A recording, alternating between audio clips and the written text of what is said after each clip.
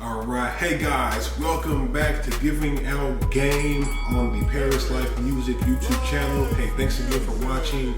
If you're here for the first time, welcome. And if you're here revisiting, welcome back. Super thankful for y'all that watch. Go ahead, like, subscribe, and comment if you haven't already. But like this video and subscribe to the channel so that we can keep things moving and feed that YouTube algorithm. You guys know how these algorithms work. But I'm super happy to be back and giving you guys some more game about music and putting music together, etc. So the next one is about performing. So performing is one of my favorite parts of being a musician / rapper, and it is something that is amazing and awe-inspiring when it's done the right way, but it's also very frustrating and disappointing when it's done the wrong way, not just for the performer, but for the people watching.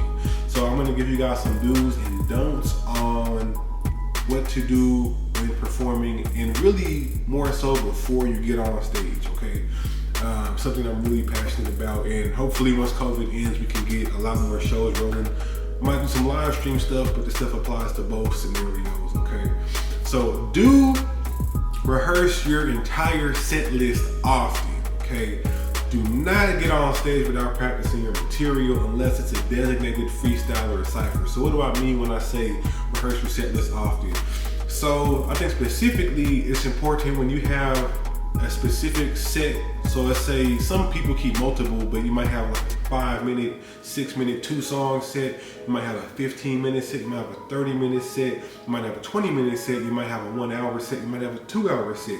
Whatever set length you have, you want to make sure that you practice these different set lengths as much as possible. And really, especially before you get to an event, like if you know you have a 15-minute slot or a 30-minute slot, you want to do that matching amount of time. You want to do that set and rehearse that a whole bunch. I would say at least 3 times a week. And it depends, like if you have a band, this is more for like a rapper. Like for me, if I have a show coming up and I know my set length, then what I do, I actually try to rehearse that thing every day. You can keep it low key, but rehearse it as often as possible. And the reason why is because it's just like sports. It's a physical activity. You have to get up, you have to move around, you have to use your body, you have to use your voice, you have to use these different muscles inside of your throat, your mouth, your tongue, your head, your ears, your eyes, all these different muscles, including your body, your lungs, a whole bunch of different things. It's just like sports. So you really do have to practice and make sure that you get it right. So a lot of that stuff becomes automatic. When you get on stage in front of people, in environments with a lot of people, inevitably things do go wrong that you cannot control. It's not always something that's gonna completely ruin your set, nothing like that all the time. Sometimes it does happen, but you take those L's, you keep moving on, charge to the game. But really, just little unpredictable stuff that could throw the average person off, you will be more prepared, and therefore the little things won't throw you off. So prepare your set and perform it, rehearse it often, as often as you're able to confidently.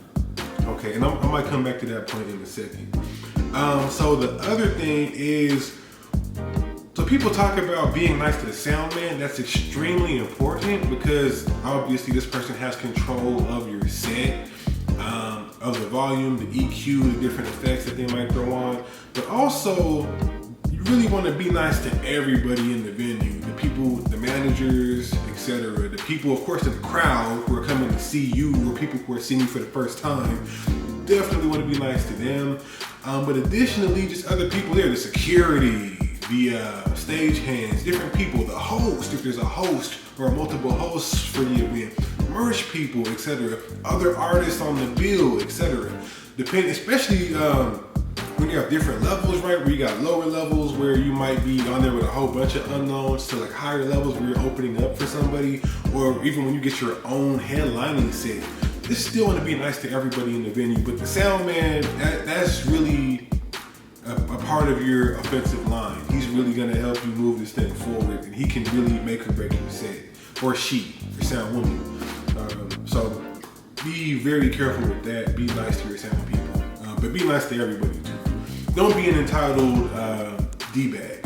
Try to avoid that. Don't walk in like you're high and mighty, because there's so many talented people out there, and there are so few people with humility, and humility is very much appreciated at all times. Being a cocky person, it's good to be confident in yourself and know what you bring to the table, but you don't want to be higher, holier than thou, etc., etc. Nobody's going to want to continue to work with you. So keep your behavior in mind. So next up, keep yourself in shape. Keep yourself in shape. Do not expect to be ready for a 30-minute, hour set, etc. on a Cheetos and Coca-Cola diet. Definitely keep yourself in shape. So running, things like that, doing jumping jacks. My friend Cham Messiah, shout out to him.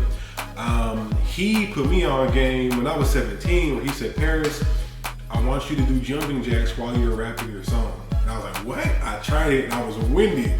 But when I started doing that daily, not only is it good exercise, and if not daily, multiple times a week, it's not only good exercise, it helps you make your body perform at the highest level while you're doing your set. So then when you actually get on stage, it's very easy. It's seamless. If you can handle running while you're doing your whole set, or doing jumping jacks while you're doing your whole set, then just doing your set and being on a microphone and moving around a little bit is nothing. You'll be doing more mental work and vocal work than anything.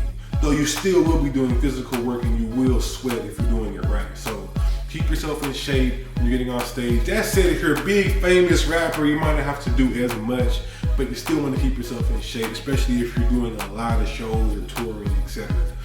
Okay. So what's the other thing? Keep a clear head. Do keep a clear head.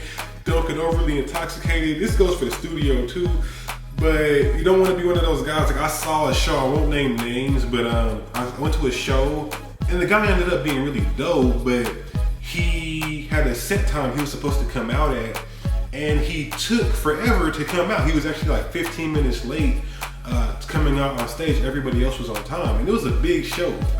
There was a really big artist from Seattle headlining this event who's done work with a lot of big names in the industry, and this guy was 15 minutes late to get on stage. What was he doing? He was getting drunk backstage, trying to get himself ready to be on stage to perform in front of everybody, because he was too nervous to do it sober or with way less alcohol in his system.